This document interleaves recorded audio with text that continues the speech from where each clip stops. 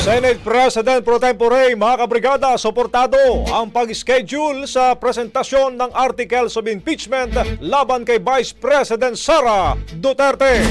Brigada Ann Cortez, ibrigada mo! Brigada Live Report. Bagamat kinikilala umano ni Senate President Pro Tempore Jinggoy Estrada ang obligasyon ng Senado na maging impeachment court, ay isa naman sa pangunahing trabaho na naturang institusyon ay ang bumuo at magpasa ng panukalang batas. Kaugnay nga nito, sangayon naman si Estrada sa naging desisyon ni Senate President Cheese Escudero na i-reschedule sa June 11 ang presentasyon ng Articles of Impeachment laban kay Vice President Sara Duterte.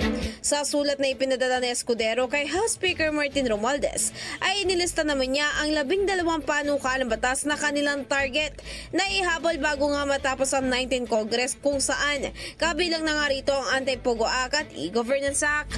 Ayon kay Estrada, mahalagang unahin ang pagtutok sa mga naturang batas upang mapabuti ang kapakanan ng mga mamayang Pilipino.